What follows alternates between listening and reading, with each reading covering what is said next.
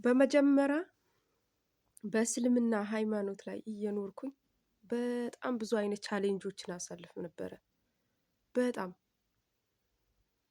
ለምን አላቅም። ሆኖም ግን ብዙ ጊዜ እያሳለፍኩኝ ቁርአን ቀርቻለሁ።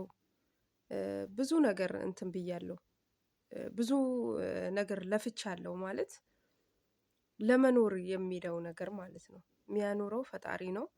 ሆኖም ግን እኔ ዛሬ እግዚአብሔር ይመስገን ወደ ጌታ ከመጣሁ በኋላ በጣም ደህና ነኝ። ፈጽሞ ደህና ነኝ።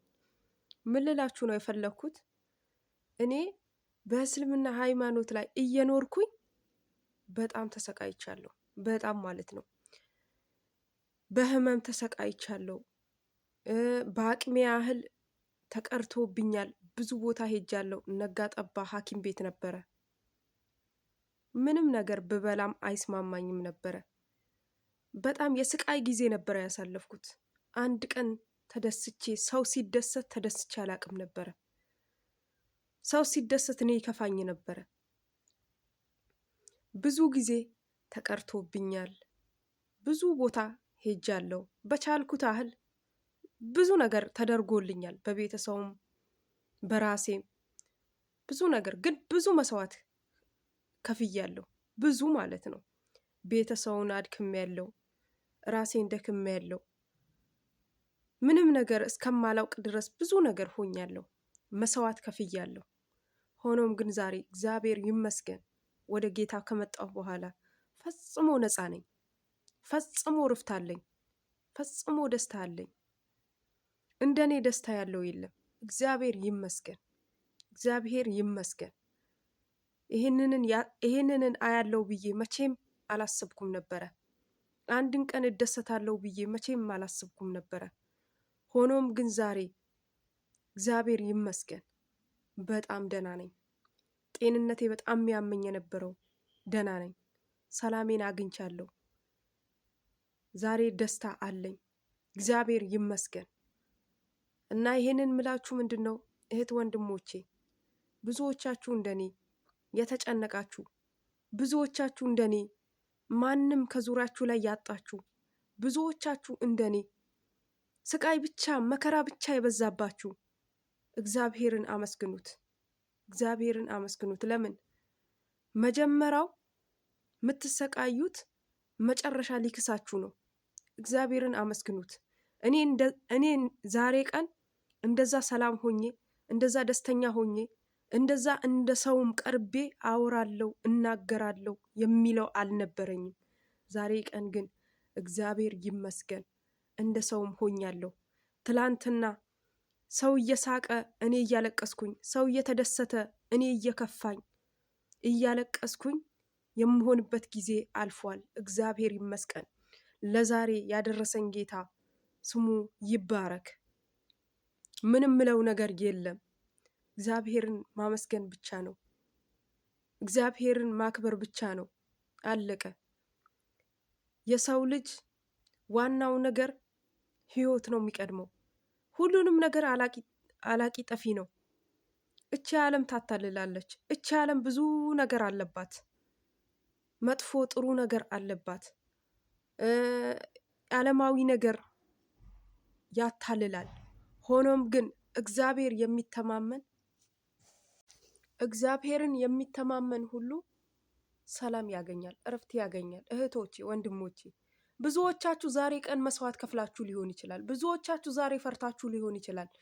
ዛሬ ብዙዎቻችሁ አልቅሳችሁ ሊሆን ይችላል። የሚደርስላችሁ አታችሁ ሊሆን ይችላል። ቤተሰብ ሸሽታችሁ ሊሆን ይችላል። እህት ወንድም ሁሉንም ሸሽታችሁ ሊሆን ይችላል። ግን እግዚአብሔር ለእናንተ ሊያነጋው ሲፈልግ ነው። ዛሬ ግን እግዚአብሔር ይመስገን እኔ በጣም ንጹህ ነኝ። በጣም ሰላም ነኝ። እግዚአብሔር አንድ ቀን መጥቶ እንደሚክሰኝ አምን ነበረ።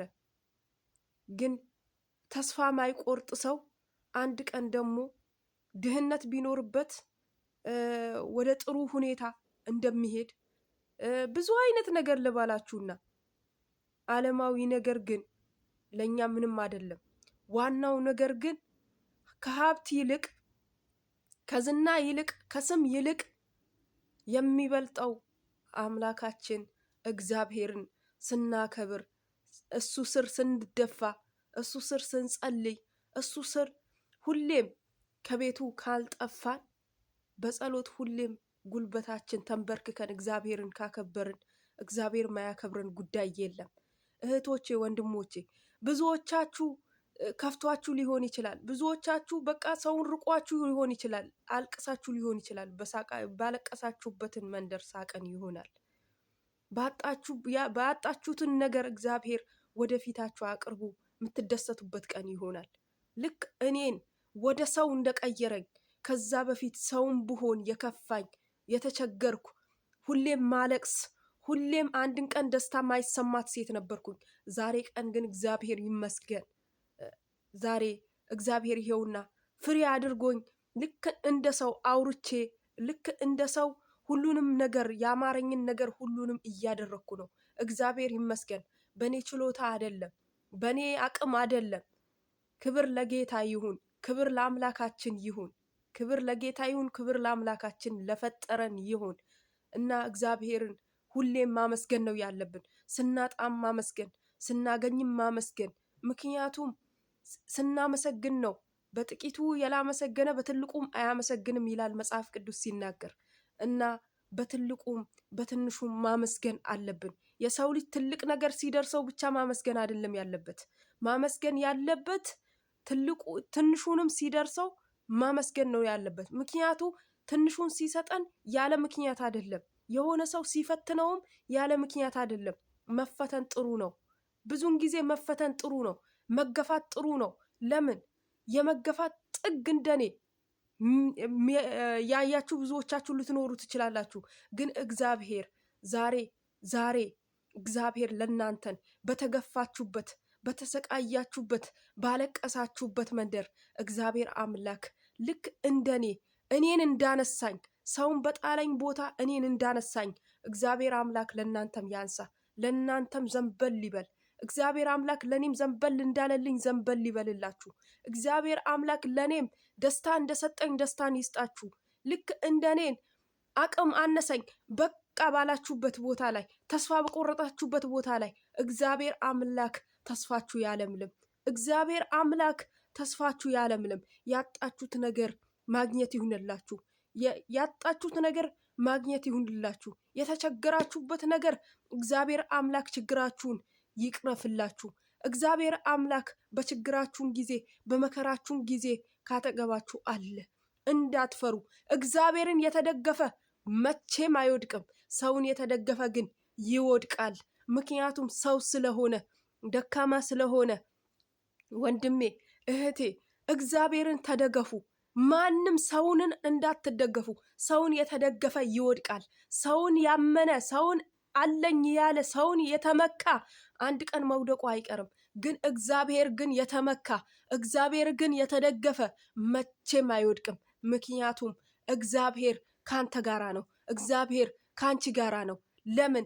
እግዚአብሔርን የተደገፈ እሱ ሁል ጊዜ ይጠብቀዋል።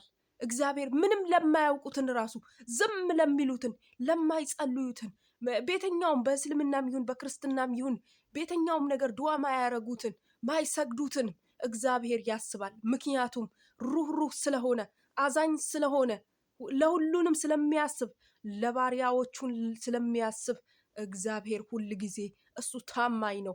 እንደ ሰው አይደለም። እግዚአብሔር እንደ ሰው አይደለም። ሩህሩህ ነው እሱ። ሁሉ ቻይ ነው እሱ። ኤልሻዳይ ነው እሱ። ምድርና ሰማይን የዘረጋ ያላንዳች እገዛ የዘረጋ አምላካችን ስሙ ይባረክ። አምላካችን ስሙ ይባረክ።